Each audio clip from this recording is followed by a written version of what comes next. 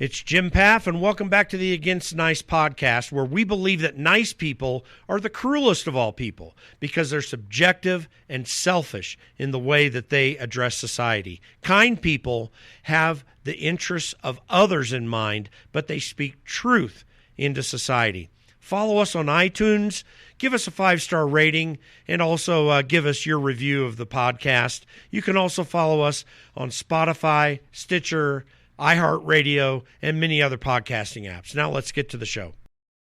Hey, everyone. Thanks for joining us on the Against Nice podcast. We're today going to talk with my friend Rachel Bovard. She's an expert on many policy issues in Washington, D.C. She's been around Capitol Hill for about 10 years, working for various congressmen. We'll talk about that on the podcast, and has a real depth of understanding of what goes on in D.C. But today we're going to talk about one area of expertise that she has, and that relates to how social media giants are dealing with conservatives and other issues that have really been in the forefront of what's being discussed in Washington right now. There's something called Section 230. It was in the Communications Decency Act. It was placed in there in the 1990s, and it gave platforms like Google and Facebook and other social media sites, Twitter and others, the ability to not be subject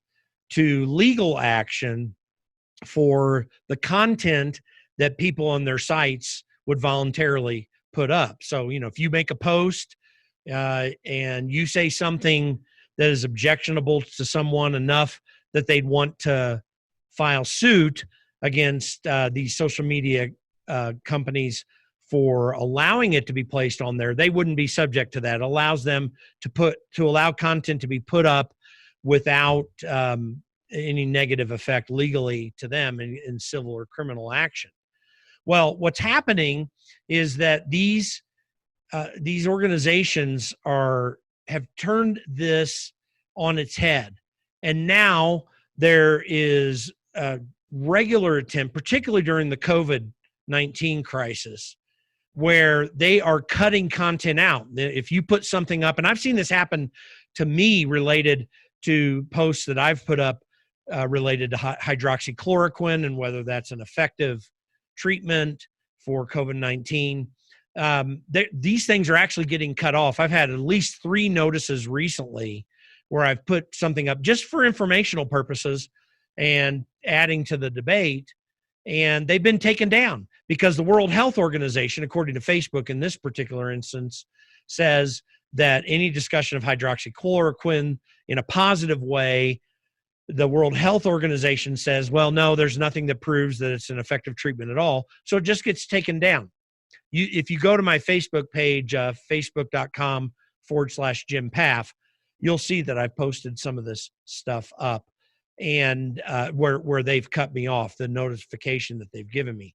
This is very concerning because we're getting into the 2016 elections, and whatever Donald Trump and his campaign are putting up, or other conservatives, in fact, in recent hearings, which took place on the day I recorded this interview with Rachel Bovard, Jim Jordan and some other congressmen pointed out how they had been shadow banned by these social media companies when they're putting various political things up, which, any American should be able to just state their opinion. But when you've got congressmen that are elected officials by hundreds of thousands of people in their districts, and they're getting their accounts shut down, this becomes a real problem. It's serious business, and there are real consequences for politics. My friend Peter Schweitzer, whom I've interviewed on this program before, he got together with a gentleman named Robert Epstein, who is a psychologist, a PhD psychologist, and he's a Democrat too. He was a Hillary Clinton supporter by his own admission. And he's very concerned about this because he has actual evidence that the social media companies are using psychological analysis as a way to really push people towards certain opinions about political candidates and about political races. He's very concerned as a Democrat even, and as a liberal. Again, he says he's this way at all. He's concerned that these companies and what they're doing right now could also lead to other nefarious things. These social media companies, Google and Facebook and Twitter, and even to a certain degree, Amazon, when it comes to commercial situations, that they are using their platforms to direct the discussion in society. And he's very concerned how that could be used for any purpose by anyone of any political opinion who might have other platforms as well, who could control the debate in this society. Facebook and Google and Twitter control a large portion of our cultural and political debate, because they are the three platforms that almost everyone goes to. And of course, when you add to this, TikTok is becoming a massive platform that is being controlled by the Chinese government. How do we protect ourselves from these companies really beyond what the federal government can do, controlling what's happening? Robert Epstein has detailed research where he's looked at these platforms to see how they are controlling what's taking place. And Peter Schweitzer got together with him to put together a video presentation called The Creepy Line. And they show in clear terms how these companies are actually controlling the political and cultural debate. It's very interesting. You should go to thecreepyline.com and check out their video as well. Peter invited me to the premiere of this when I was still working in Washington, D.C., and it's really scary what's taking place. Well, last week, there was a Capitol Hill committee, the Judiciary Committee met, brought all these they had Tim Cook of Apple, they had Jeff Bezos of Amazon, they had Mark Zuckerberg of Facebook, and Sundar Pichai of Google, and they questioned them on the things that they were doing, and some really scary and interesting things even came out of those hearings, and some wrangling between Republicans and Democrats on what really was important. But that's an interesting and critical discussion that took place there. Just before those hearings came out, Rachel Bovard sat down with me. She discussed Section 230 and the various things that these companies are doing. We talked about this, and there's some very concerning things that she brings up. That's what's in this podcast today. You want to listen to the whole thing. It's not really long, and find out what's going on. We're going to continue to track this moving forward and have more discussions in the future, because more and more revelations are coming out, especially as we go into the November elections here in 2020. This is really concerning what could happen. Donald Trump has already been had some of his Facebook post or Twitter posts shut down by Twitter. We don't know what they're doing on Facebook. And of course, Google is controlling the various search results that are coming out, and it really does favor Democrats in many ways. So this is real concerning. It's an important topic of discussion. Rachel Bovard is an expert in this area and has been tracking it closely. You're going to really appreciate and be glad that you listened to this podcast. It's really serious stuff. We're going to go to that podcast now. And again, I want to encourage you, go to politicsisn'tnice.com and take time to see what we've got on that website. There's one specific place I want you to go on the website, politicsisn'tnice.com/survey. I want to ask you to take 2 minutes to fill out our survey. Let us know what you've been listening to on the podcast, what's important to you, and what you'd like to see. That's very helpful for us as we try to get more information. And of course, when you go to politicsisn'tnice.com/survey, you're also going to see a link at the top right to be able to join our email list. And we hope that you'll do that as well. So let's go to this podcast with Rachel Bovard. Well, everyone, welcome to the Against Nice podcast today. I'm here with Rachel Bovard. She works, well, let me just give you her bio. She's, for more than a decade, just been working in Washington, D.C. on various policies. She worked for Senator Rand Paul is his legislative director. We're big fans of Rand here since, as Rachel knows, I worked for Thomas Massey. Good friends there. She was the policy director for the Senate Steering Committee under both Pat Toomey and Mike Lee, a couple other heroes, although Pat sometimes gets a little off the edge, but he's a good guy. We like him a lot. Senior legislative assistant in the House to Donald Manzullo and Ted Poe. And she was named National Journal's one of most influential women in Washington under the 35, both of us having been in D.C. We love those lists, don't we? You made it. I never did. You did. So I'm very not proud of you. 35 anymore. So fired. Oh, no. We're not going to admit to that. Also, she's a fellow with Defense Policies and a senior advisor for the Internet Accountability Project. We like Defense Policies. Ed King, who runs that group, is a good friend of mine. I'm glad you get to work with him because a lot of great stuff happening there for us folks that question a little bit what's going on with going to war a lot. But what we're going to talk about today, folks, is a serious issue because it affects every one of us, and it's really stirring up right now. We're really talking about the tech companies and a lot of what's happening related to Section 230 of the Decency Act and the ways that tech companies are using this to really censor speech, basically. We think mostly conservative speech. There are other areas. Rachel may know something about that. But this is a momentous day to do this because all the tech companies are going to be in D.C. today talking about antitrust issues related to this, and this whole speech issue really falls into that really closely. But anyway, I want to thank you, Rachel, for coming on with me today. My pleasure. Thanks for having me. I'm looking forward to it. Yeah, it'll be fun. And there's a lot of information, I think, ways that people don't know what's really going on here. They don't know how it affects them. You know, we work in the political realm, and we're constantly trying to keep our message out there for the people and the issues that we care about. But this is, I mean, we're in a place right now where Donald Trump's getting blocked by Twitter. Various folks are wondering why their messages don't get out. I know that I do things on Facebook and stuff, and I'm getting blocked quite a bit. This is a serious issue. What's going on here? How can people really understand what's at stake? Because I think your average citizen thinks nothing's at stake for them right now. They're just out there sharing their friends' photos and stuff. What's going on?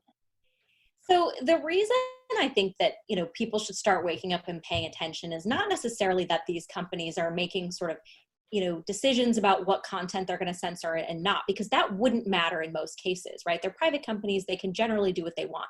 But the reason it does matter is because these companies are so dominant that they control information. In Google's case, they control information for 92% of the world. 92% of the world uses Google. And so when Google makes a decision about how to filter information, or as they recently did, how, to suppress conservative websites, to suppress conservative writers in their search results, that has a huge impact on independent thought and free speech in America, right? Because as conservatives, our answer is, well, if we don't like bad speech, the answer is not to censor it, it's to have more speech. And so we go Right. and we write and we speak and we do these things. But if the major platform for 92% of the world is not going to show our efforts, then that has a huge ramification for independent thought, behavior, and liberalism in America. And by liberalism, I mean, the classical definition of debate and diversity of views. Yeah, this is a huge issue right now in particular, because you've got all these wild things taking place culturally right now. We've got the Black Lives Matter protests in reaction to that, how Antifa is involved with that as well. People are wondering, where's our country going from here? And to be candid, if we don't have an open debate about that on any side of it, with no one being, who cares what someone's opinion is, that the opinions get out there, that they get countered, that they get discussed. This is really key to the continuation of our freedoms in this country, I think. It really is. And I think, again, it goes back to this idea that, if you had a diversity of platforms, right? If Google wasn't so dominant, you could go somewhere else and say these things, but you can't right now. Sure, you can use another search engine, but when 92% of the world is still using Google, that changes how people think. An example of this is a professor of mine at Grove City College who did my undergraduate there. He has taught a class on cultural Marxism for years, right? I took it as an undergraduate 14 years ago. It's always just about the concept of cultural Marxism. Never had a problem. But now Google has suddenly defined cultural Marxism as a white supremacist, racist, bigoted way of looking at the world. And because of that, he's now getting protested on campus, because Google has just shifted a definition. And Google has that power, right? They have the power to actually change what words mean. And there are real consequences to that, for independent thought in America. So I do, this is something that conservatives need to pay attention to, because it's not just a private company anymore.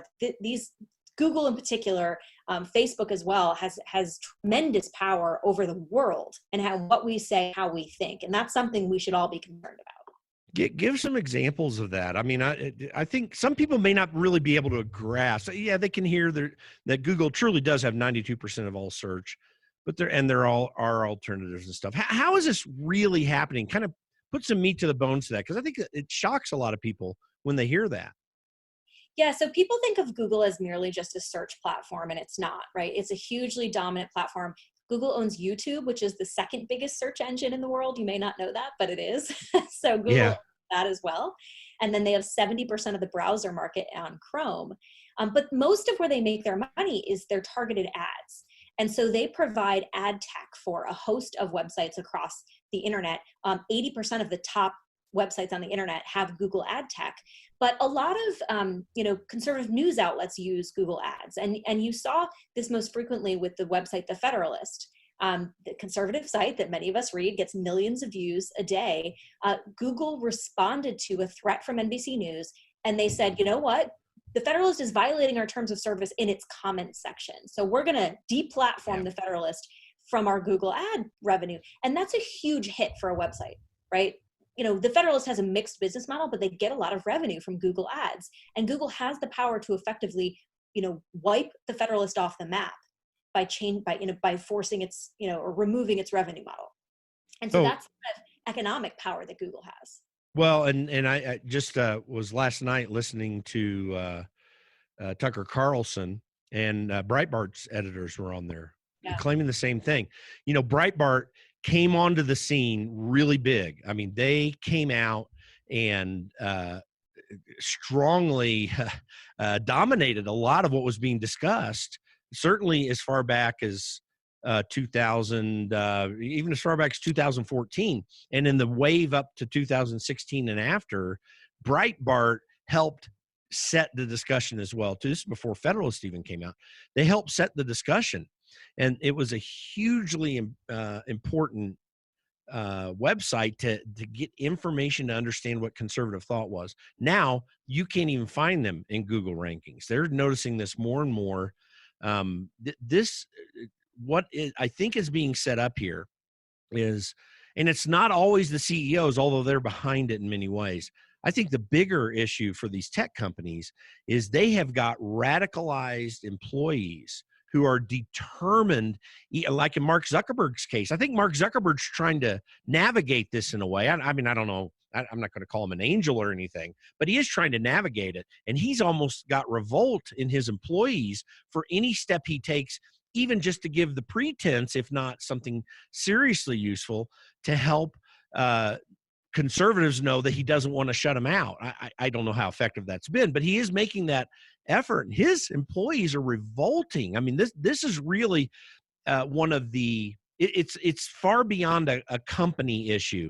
This has gotten into an activist company issue, which, I mean, really has some touch points with George Orwell's 1984 in terms of what the intent is with some of these employees. Am I overstating that in any way? No, I think it's the right way to look at it, because I agree. Like, I don't think the heads of these companies have some sort of like big conspiracy to like remove conservatives. I think it really is that sort of middle management that is incredibly activist. And that's why I think you see such a divergence between what the company says their policy is and what actually happens, right? Because they're like, we don't Yeah. have policies against conservative speech. We don't censor. They say Right. these like really carefully crafted blogs and whatever, but then they do the opposite. And Yeah. so I think that's what you're getting at, is that like the implementers themselves, like if you remember a guy named Yoel Roth, who's the head of content moderation at Twitter, his tweets were uncovered, I think, by the New York Post a couple of months ago, actively trashing Trump, hating on Trump supporters. This is the guy in charge of content moderation at Twitter, right? Like you have to Yeah. ask yourself, like, how is he treating viewpoints he disagrees with? Because he clearly vehemently despises people who disagree with him. Yeah, he really does. And that was shocking. That revelation was incredibly shocking to your average person. I think people like you and I who are having to deal with this or talking about it or seeing it play out in politics, where I think, by the way, where I think the biggest issue is, we're dealing with this all the time, and we're having our friends I know in the political community are constantly bringing up issues. I know that I regularly connect with folks I know at Facebook when I see little things. Now they respond to me, but they're not responding to the average person. There's a real activism internally there that I think is intent upon not just directing the debate in a way that they think will be most politically beneficial. Even beyond that, and this is where it goes beyond politics, they're trying to make cultural shifts in this country, trying to impose them and force them in ways that go way beyond the political debate we're having. That, I think, is the real sort of significant impact of these companies, right? Like they are actually shifting the culture. They did initially, and it was a disruption, I think, that was useful, right? We suddenly had avenues to go out and have our voices heard that were beyond the mainstream media. Right. We could use these companies to get our voices out there and heard in ways that were untraditional. But now these companies have become the entrenched incumbents. And Yeah. they are now saying, well, you can say this, but you can't say this. And they are really limiting, to a great extent, a lot of the freedoms that I think we appreciated about these platforms in the beginning. And it doesn't just affect our politics, to your point. It affects our behavior. It affects our culture. And so I do think that conservatives, that's a reason we should pay attention, right? Because 99% of the time, private companies just going about their business is what we love about this country. But when it actually starts to upend the democratic way of life that we cherish, when it starts to have issues with the integrity of elections or behavior, or independent thought, then that is something we say, okay, wait, maybe we need to wake up and pay attention and have a say here. So this is something I know that you and I and others, friends of ours, have been grappling with for some time. I kind of fall on this more libertarian end of it, to say, let's come on, let's just have freedom. We can look for competition in this area. If we set a battle line here, it just might cause even worse problems as government gets its tentacles involved. So I want to hit on this a little bit because I think it's really critical. But to set that up, so let's talk about what really is at the heart of this issue, and it's Section 230 of the Decency Act. It was passed, I think it was 96, wasn't it? Correct? Mm-hmm. Yeah, and then Congressman, now Senator Ron Wyden of Oregon, was involved with this. 26 little words, if you ever did search on this. And here are the words: no provider or user of an interactive computer service shall be treated as the publisher or speaker of any information provided by another information content provider. Sounds pretty innocuous. Just let the platforms not be liable if someone makes a mistake, a benign or malignant mistake, when they're posting stuff on their platform. Don't hold them accountable to it. And it seems to just leave them to a bit of the self-policing. I mean, if you go deeper into the act, things like pornography and stuff like that, there are real restrictions, but the stated restrictions are kind of on the fringe worst aspects of free speech on those platforms. So seems proper to me. What's the problem? Yeah, and I think it was, the passed in the right way, in the sense that it's what allowed these companies to grow. And they basically, the internet back in the day, right, was basically a bulletin board, right? It was just chat rooms and people putting stuff up. It didn't have this advanced technology that we have today. And they needed the ability to say, you can't sue me for something someone posts on my site, right? And so that was effectively what it was.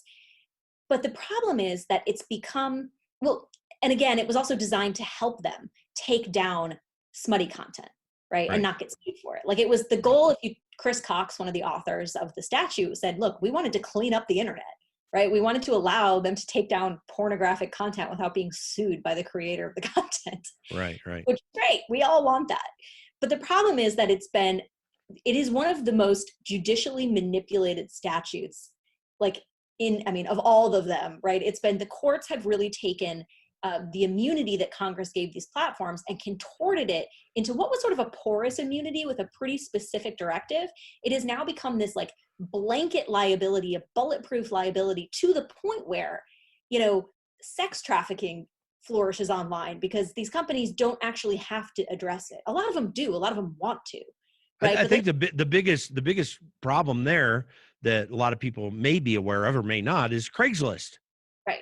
Or Backpage. That was the big one. Right. Right. And and because the issue is like the platforms are immune, so they don't have to address it. Right. Like there's no stick. So it's like, well, if they're feeling like good citizens today, they can address it, but there's no really compulsive factor.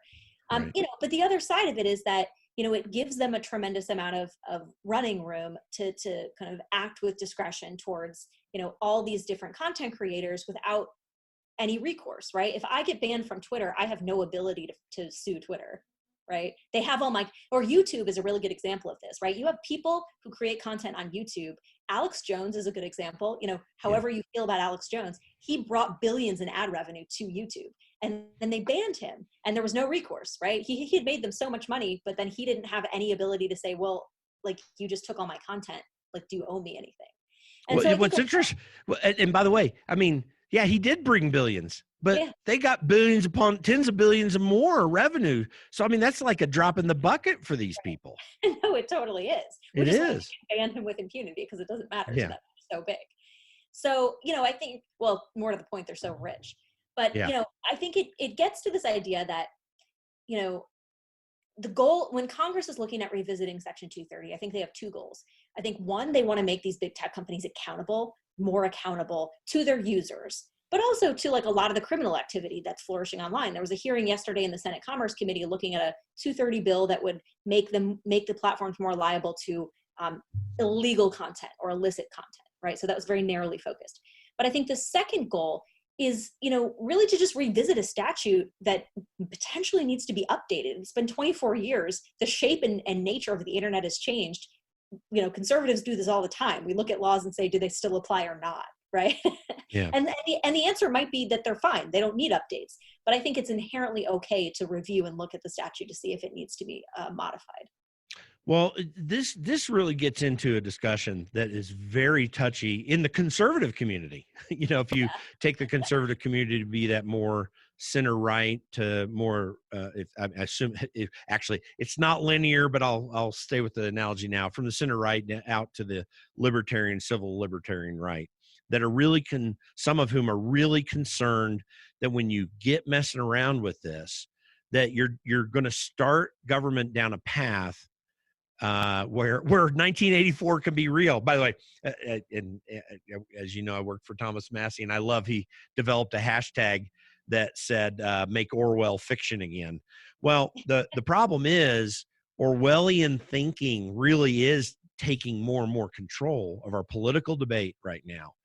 And I think to a certain degree, for some of these people that work in these tech companies, even in the corporate arena where people have influence over speech. So how do we stop from this turning into something that is going to begin to dominate, allow government to dominate what we're talking about on a daily basis? And this is not something that's some surreal fantasy. This is happening in China right now, for example. We'll get into China here in just a little bit. But this is happening in China right now. How do we keep that from happening here in the United States when, by the way, in some small ways, it sort of is? Yeah. No, and I think that's why a good, healthy debate on the right is important, because I think we on the conservative right are much better positioned to deal with this question than Democrats. Because to your point, Democrats would love to have government control of speech. And I think, on the right, we have that sort of necessary skepticism of exactly what you said, which is, what are the unintended consequences? Like, how can this go wrong? Yeah. And I think it's an important debate to have. I would say this, Section 230 might not be the perfect remedy. It's only one of many areas where I think you can deal with this problem. But I think the heart of the problem that we have is that we really don't have any alternatives, right? Like, we can go use Parler, right? And we should, Yeah. and instead of Twitter. But at the end of the day, like, all of the speech with reporters and newsmakers is still happening on Twitter. Same with Google. Like, you could go use DuckDuckGo, but at the end of the day, like, if 92% of the world is still using Google, it doesn't matter what DuckDuckGo is doing, because everybody's, getting their groupthink from Google. Right. And so what I think is interesting about the hearing today is it's going to address sort of the anti-competitive behavior that we have in this space, and ask whether or not any laws have been broken. And if they have been, if we need to apply antitrust to these companies, because, and I don't necessarily mean break them up, like that's a extreme application of antitrust. Antitrust is more of a scalpel in a number of ways. And that's law enforcement, right? And where I come down on it is that I actually think a lot of these speech concerns that we have are downstream from antitrust, in the sense that we could compete them away, right? If a free market existed where, you could actually have a competition on the merits on these questions, I think we would actually have a lot more diversity of platforms and options in the marketplace. And so where I come down on it is, I do think we should look into whether or not the anti-competitive behavior of these platforms has violated our laws. We want to take a moment here right in the middle of the podcast just to tell you how incredibly important it is that you go to www.politicsisn'tnice.com as you get more information about the important things we're talking about today, and get other insights into different information, and join our email list. There's a button right at the top right-hand portion of the web page where you can join our email list. Also, go to facebook.com/againstnice. Twitter handle is Against Nice. You can follow us on Instagram at Against Nice as well, and on Parler at Against Nice.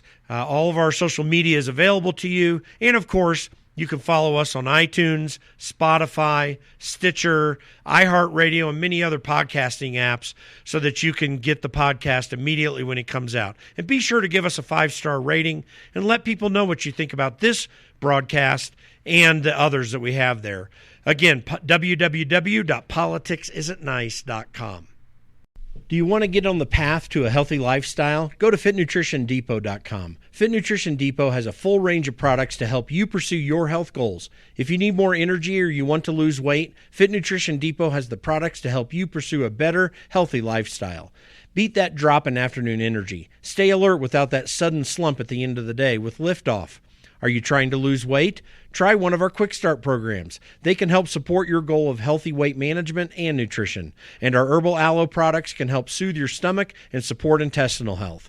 Go to www.fitnutritiondepot.com. Results vary. These statements have not been evaluated by the Food and Drug Administration. If you'd like to find out more, go to www.fitnutritiondepot.com. Go to www.fitnutritiondepot.com now. I want to take a quick break right here so we can get to some of our sponsors. People try to say, oh, well, you want to update antitrust. No, that's not what I'm saying. I'm saying if laws on the books have been broken, we should apply them. Well, I think we look at some of these antitrust laws, which began their development in the Teddy Roosevelt administration, some discussion before that, but really the heart of it in the Teddy Roosevelt situation. I mean, you've been around policy for long enough in Washington, D.C. to know some abuses that can happen with that. I was looking at an article that I think it's in one that you wrote. Yeah. So you wrote an article in the Federalist, Congress must get serious about text threats to individual rights. One of the things that you talk about, which I think relates to this, is this whole market power that they have and how they do it. So one quote in your article, and you can feed off this, is Apple, Facebook, Google, and Amazon were, quote, wielding, and this was, I don't know who's quoting, you can get into it. But anyway, wielding their massive footprints as weapons, allegedly copying smaller competitors' features or tweaking their algorithms in ways that put new companies at a costly disadvantage. you mentioned Amazon is facing allegations that they met with startups about investing only to swipe their company's ideas for their own product lines. That there's so much gray area in this sort of thing. But give some specifics. How is this happening? Because this actually, I mean, it's a good point as it relates to what you just said, because so much of I don't want to see 230 changed. I mean, I might want to have them add, and you can't discriminate on based on viewpoint. You can't do viewpoint discrimination. Maybe if we just added that, to me, that's probably enough, because it keeps the heart of 230 in place, which I think has been relatively productive. But this is maybe really the behavior that causes tech companies so much problem. Amazon is a huge example of this, because you've got small business owners all over the country working very hard to take advantage of the power of Amazon's platform, and then in so many ways getting shut out.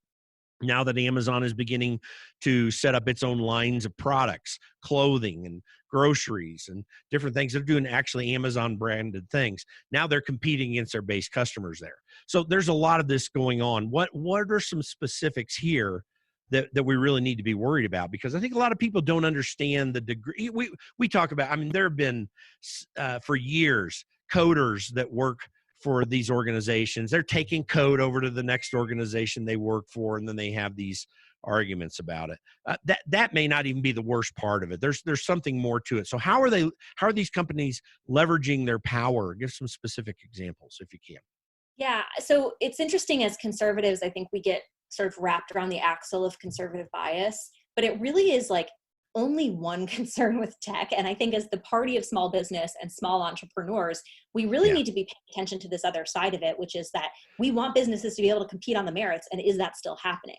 Yeah. And I think the quote that you read was actually a quote from a field hearing that the antitrust subcommittee had, where they brought in a number of small businesses that were dealing with Google, dealing with Apple and Amazon.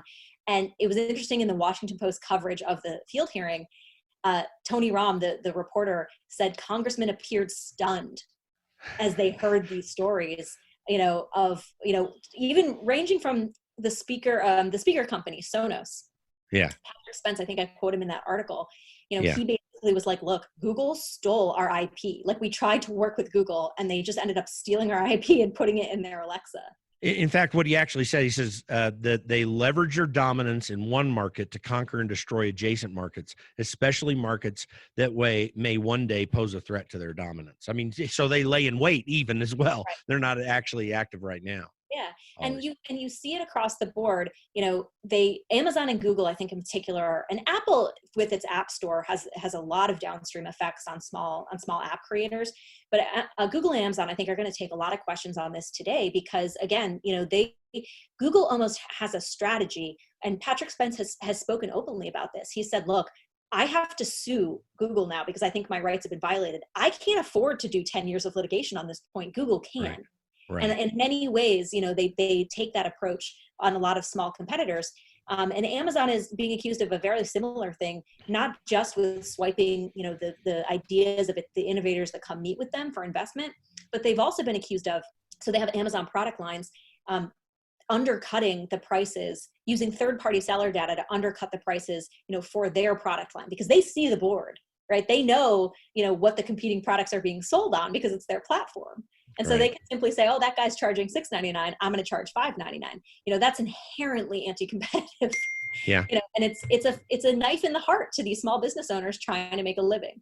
Well, by the way, that brings up, for Google at least, one antitrust issue related to breakup of a company that's really important, because Google bought DoubleClick some years back, which is a platform that helps advertisers figure out where to place ads. It tracks the performance of ads. This was, for many years, DoubleClick was a huge organization. They were separate from Google. They had their own information. They were helping advertisers figure out how to get into Google's platforms and other places. And now they own it. So they've got both sides of the issue. And DoubleClick has its tentacles out way beyond anything that Google does on individual websites where ads are placed, and various other platforms. They really control the whole deal right now after buying this. And that was a big issue. I remember when they wanted to buy DoubleClick, that was an antitrust issue that came up that people considered.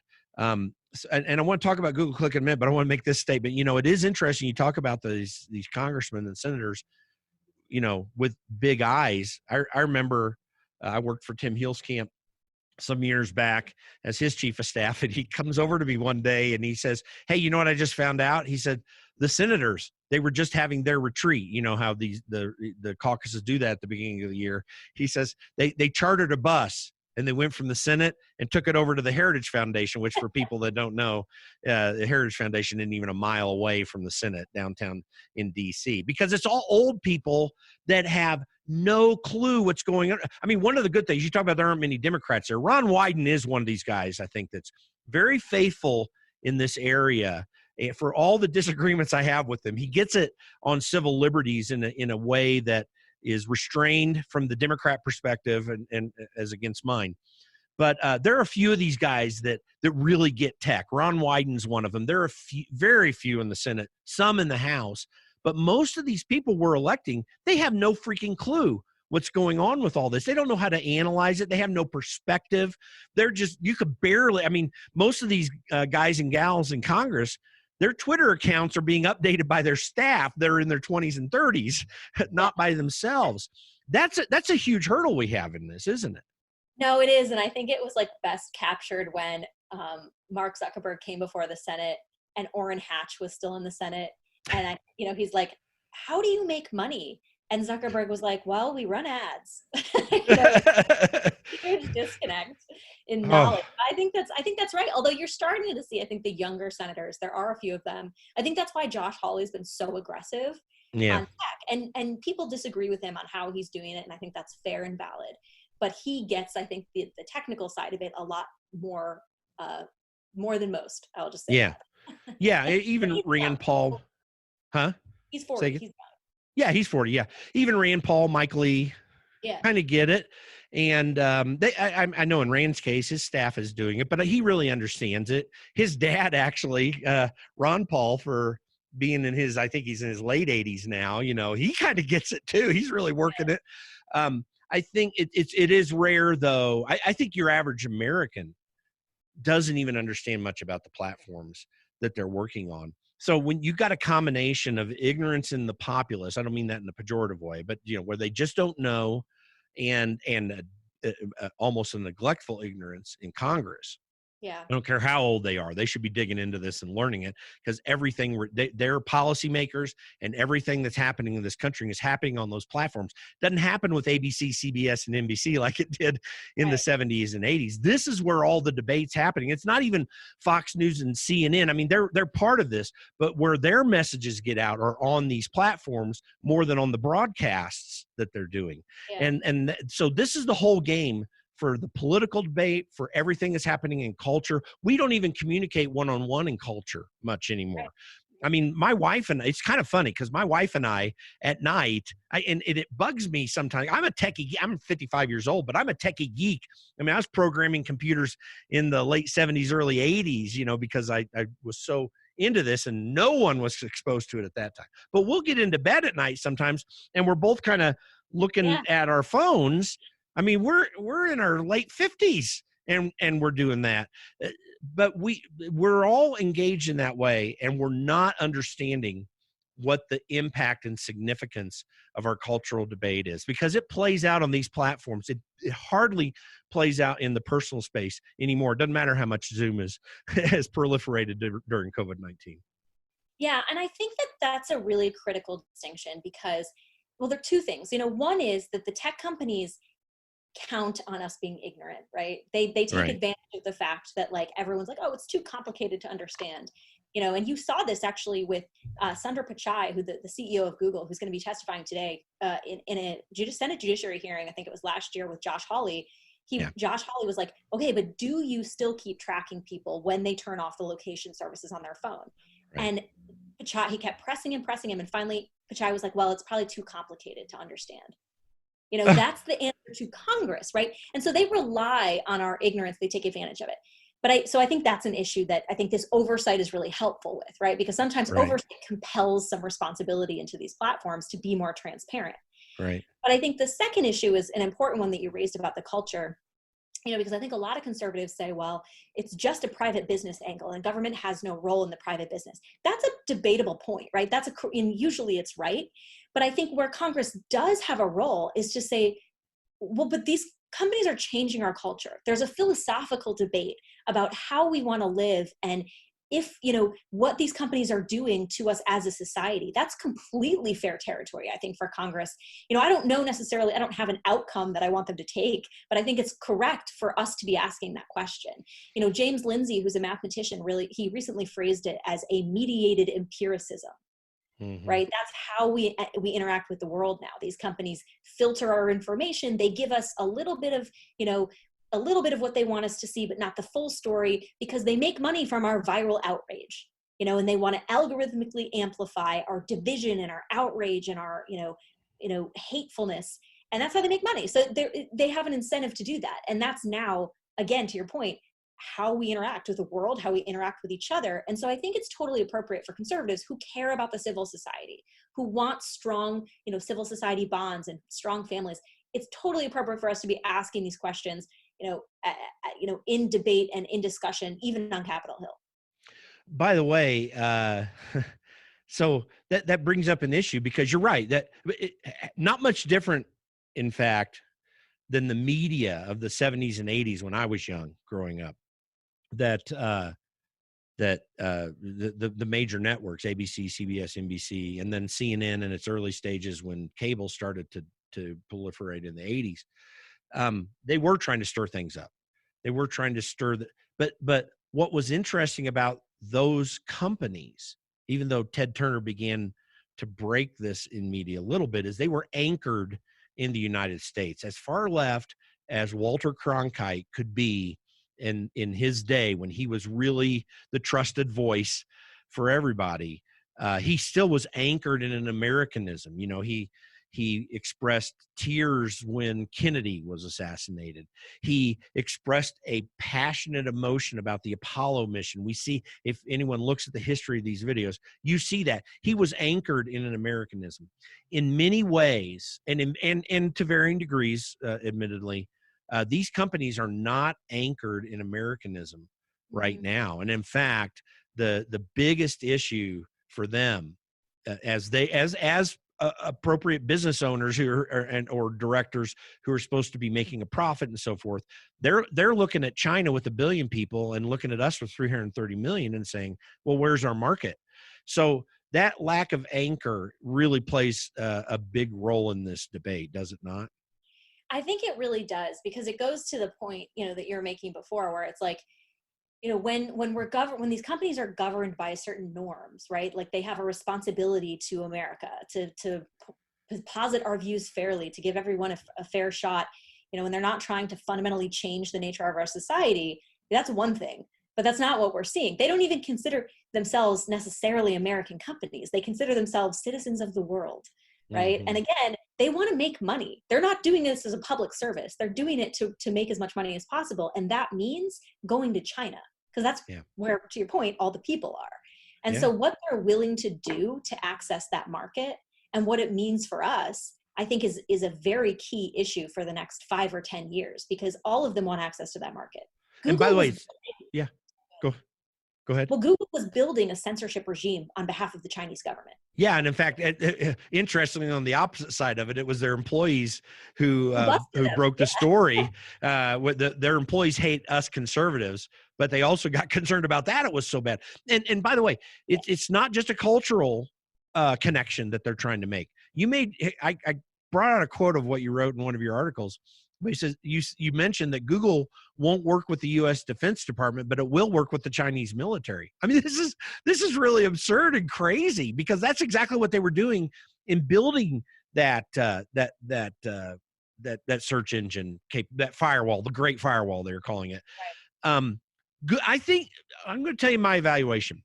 I want you to continue to talk about this China thing and what's really at stake. But my greatest concern with all these companies is most with Google. They seem the least anchored of any of these companies, and they every one of them are to a certain degree. But Amazon isn't even as anchored to China, because Alibaba is their competitor there and dominates the whole thing. So even though they probably get some market in China to a certain degree, and they're playing that game, their server services. You should know that the majority of sellers on Amazon are Chinese companies. Yeah. Well, So. and by the way, the majority of sellers on Facebook are. So I've been buying some tech recently as I'm upgrading certain things related to this podcast. And I start to order it, and I find out the thing's coming right out of China. I mean, it's amazing. Every bit of tech you see advertised on Facebook, it has to be in the 90% range are coming from China. And so my question is, I mean, as in the whole 5G debate, where Huawei, is seemingly tracking everything around the world, wherever they're in putting their technology in play. I don't want to be connected to that. But yes, a lot of that is coming from China because of the low manufacturing costs. So, but Google seems the worst problem to me. And that is significant because Facebook has huge search engine capability. I mean, people don't know Facebook is a huge search engine. So in many ways. So we say 92% of search comes through Google. Well, not 92% of all search, because Facebook activity is maybe equally as big in terms of actual traffic. So, but Google's, everything seems to anchor in Google, and they seem the most bought in to the Chinese way of thinking. And I mean that seriously when I say the Chinese way of thinking, because they believe that quote unquote ordered societies are important. They want order for their business to go well. I mean, am I missing this? Am I overstating the case? No, I think it's right. And I think, there was a discovery, I think at the end of last year, that Google, Apple, and Amazon were helping the Chinese government. They were like facilitating the sale of tech, I guess, that the Chinese government was using to suppress its Uyghur minorities. I mean, They don't have necessarily a value system that they're applying to China, the country that arguably needs one. And so I think the biggest question for these companies in the next 5 years is really going to be, are you an American company or are you a Chinese company? Because Mark Zuckerberg understands that, because in his opening statement today, he's making that an emphatic statement. We are fundamentally an American company. And, I think if any of them, he maybe has more feelings in that way, but I don't see an anchor to it. I think it's interesting with Facebook. I think Zuckerberg has been probably the most outspoken to say, we're not going to China, like we're not doing it. But what I think is frustrating for a lot of conservatives is, like he says, well, if we're fundamentally an American company, the free speech board that they've set up has a bunch of people from around the world to decide what Americans' free speech is constituted. Right. All these companies don't have an American tradition of free speech. So there's a balancing act. I think he's probably more invested in it than all the other companies, and I salute him for that, but it's a very difficult job. He's getting huge internal resistance to that. So now I know that our time is getting closer. I want to hit another issue here, because one of the aspects that is very concerning, that particularly Google is involved with, and I think some of the others are as well, because Apple's getting into this space big as also. But you mentioned in one of your articles that you've got millions and millions of health records that are being transferred to Google without people's knowledge. And I mean, as I read the HIPAA law, I see that as a violation. How is that happening? What's the impact potentially for individuals? Yeah, this story is wild to me. And it's crazy that more lawmakers, I think, aren't concerned with it, because technically it is legal. And this is crazy to me, right? The way HIPAA is written and the way this happened is different healthcare chains partnered with Google, and they put Google under HIPAA as a business associate. And under the law, these hospital companies can transfer your full medical record, which includes your date of birth, every lab test you've ever had, the results, your address, your name. They can transfer all of that to Google without your knowledge or consent. And that is legal. And, HIPAA, I don't think envisioned Google doing this or being a recipient of this. But Google won't say what they're doing with it. Like, I can come up with a couple of reasons, maybe that they're helping the hospitals be more efficient with their medical records. But I have a problem with Google having my medical records, because Google wants to make money off of it at the end of the day. And so I have no assurances that my privacy is going to be protected, because if there was a privacy breach, Google's not liable, the hospital chain is. And so I think we've created this weird legal landscape where I don't own my own medical record. Like under the law, I cannot own my own medical record. I can't, have access to my grandmother if I'm not on a certain list if she's in the hospital. But Google can have my entire record. It's a bizarre way of living. It is, and again, Apple's in this space too. I mean, they're making a huge drive through the Apple Watch and through other technologies. Everybody that has an iPhone has the health app on there. And by the way, it's fantastic technology. I think for the individual, it's a real big step forward. And Apple's going to do even better with this. If the Fitbit kind of gets the press on this, but Apple's going to dominate this space moving forward. It's a real issue there. I think they seem to have a better attitude towards individual privacy than Google does. Am I missing anything here? No, I think Apple's tried to become the privacy, company. So they've definitely done more, I think, or more specifics in that direction. Google gives privacy a lot of lip service, but when you actually dig down into it, they're not protecting your privacy, because if they did, they wouldn't make as much money. And so at the end of the day, they have no problem violating your privacy and telling you otherwise. I would also add that in addition to your medical records, Google bought the healthcare data of 28 million Fitbit users. Yeah. So they also have that health data, They do. And Google is upfront with it. They want to change the way we interact with the world. They say this. And so it's not a secret. Well, they're also working in the area of the Internet of Things, where, because they bought Nest and all these devices that a lot of people are putting in their homes for lighting, for various things, various ways to control their refrigerator even. And they're deep into that technology under the guise of doing stuff about climate change and so forth. That could be a real problem too. Yeah. Well, and remember, all of these data sets are commingled.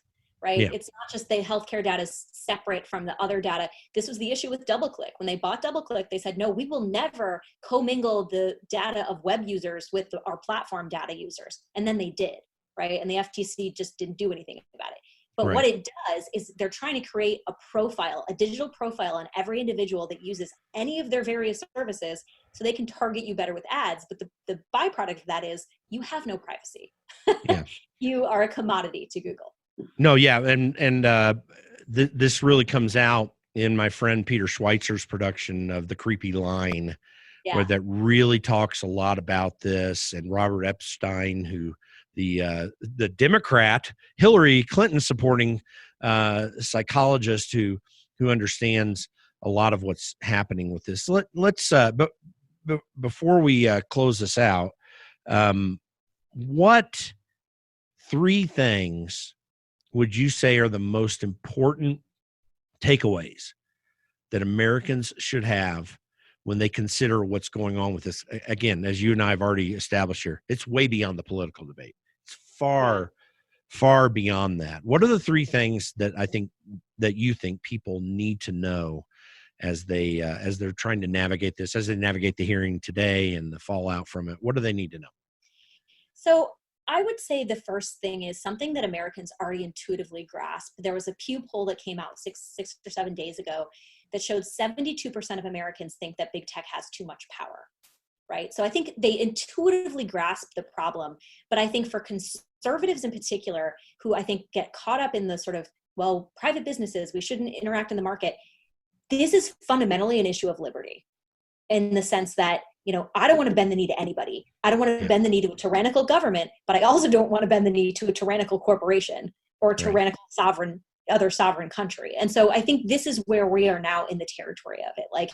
Why should I have to bend the knee to Google just because it's a private company? It's grown so large and it dominates so much of my life that I think that's actually worth talking about. And sort of the third angle of that is that you actually can't opt out of these companies anymore. And I think our conversation has made that clear, but I think it's a 10 years ago, I think people are still stuck 10 years ago where you could, right? You just didn't use Facebook, you didn't use Google. But now if you use your phone for anything, every app is using Google Maps. Google tracks you across the website, across the web because of DoubleClick. Facebook was busted reading text messages on the Android phone. These companies are pervasive, and our public policy simply doesn't account for it. And so that's why this conversation is so important, I think, at the policy level. Will we ever escape it? Will we ever escape? Is it realistic in your mind? Are we ever really going to solve this issue for individual privacy? And lastly, will there be countries anymore? Yeah. I think, the companies do not want us to solve this privacy question, because the reason that they have all this access is because we have no federal privacy law, or, we have some state laws that some are better than others, but we really have no updated privacy law that reflects the world we're living in. Mm-hmm. And that is very monetarily beneficial for tech. And so I think the debate over the next 10 years is going to be that clash. Will we set up a privacy regime that allows innovation, but accounts for our individual liberties? Or will we let these companies dominate it? Because we're not going backwards. We're not going back to a pre-Facebook age. We're not going back to a pre-Google age. And we probably shouldn't, right? These companies have given us a lot of benefits. Sure. But our policy has to reflect the risks and rewards that individuals have when interacting with these. Google shouldn't be able to dictate what my privacy is any more than Facebook, should. We should be able to decide that. Right. So that's I think for libertarians in particular, I think that's the question for the next 10 years. Well, one thing we didn't cover here on this podcast as we close it out is that debate over liberty and the conservative libertarian headbutting that's taking place right now. And hopefully we can come back and do that. But Rachel Bovard, I really appreciate you taking some time today.